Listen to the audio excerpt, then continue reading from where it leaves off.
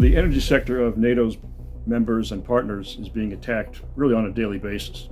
So the high-profile actions we've noted are ranging from the dark energy attack in Ukraine in December of 2015 to the Colonial Pipeline, and also more recently the attack on the Baltic pipeline from Finland to Estonia. I would also include the Nord Stream attack of about a year ago as a hybrid warfare type of an attack on the NATO energy sector.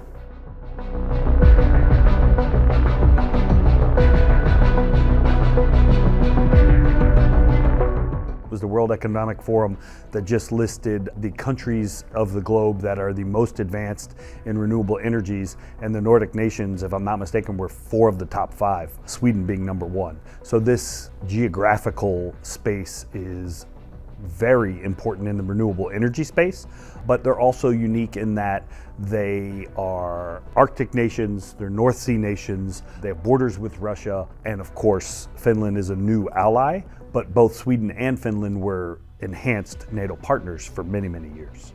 Sweden is not a NATO member yet, but a partner. We had an interesting situation in January 22 where there were a number of fixed-wing drones flying around our nuclear power plants and some other sensitive areas. That was, I would say, again, it's very hard to blow up a nuclear power plant with a drone. So it was more about communicating something, maybe telling us as a people, members of the society in one way or another, that your nuclear power plants aren't safe.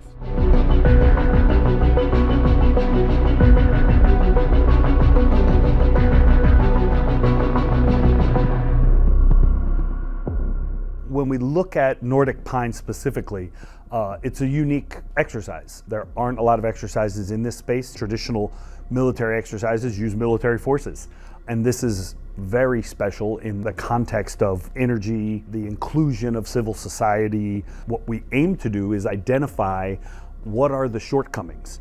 Do these companies know what they're dealing with?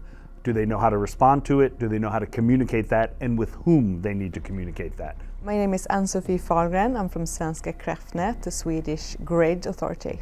I manage a unit that works with preparedness for the electricity sector and also dam safety issues. Sweden is quite digitalized and quite far developed as a country, so we really need our electricity for different kind of services, but also because of environmental difficulties that we face. If anything happened to the grid and cybersecurity issues, it would be really devastating. The cybersecurity is a big part of the daily work for the electricity sector. But the Swedish grid, as an owner of the grid, we do make a lot of effort and resources into the issues, yes.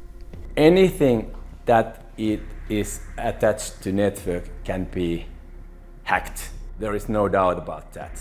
So basically it means that we can run out of electricity, we can run out of water, we can create traffic jams by breaking the traffic lights and so on. That's one of the reasons why I'm very much concerned about concepts like smart cities. The concept of hyperconnectivity and the concept of autonomous things, it's really dangerous. And basically, cybersecurity needs to be taken care of in the design. If it's not in the design, we have lost the game.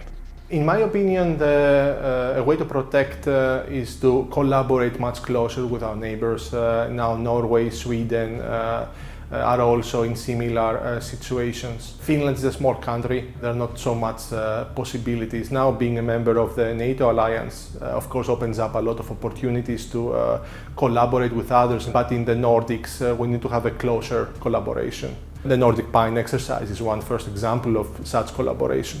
Everything is at risk for all NATO allies if we do not prepare. We talk about that preparation as a continuous process. Security isn't static. It's not a one-time thing where we can simply say that we have a solution and then walk away. The threat is constantly evolving, and that's particularly now when we start talking about hybrid threats, where there's so many vectors in play. NATO has done quite a bit over the last 10 or 15 years in this space, looking at the importance of energy security, cybersecurity, and overall hybrid warfare.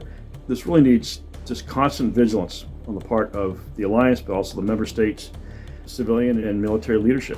In particular, we need to have a serious and honest discussion of our strengths and weaknesses, acknowledging that where there are weaknesses, we need to make the proper investments, And I think mostly we really need to look at how we enhance our overall resilience, our capability enhancement, and also looking at strengthening our interoperability.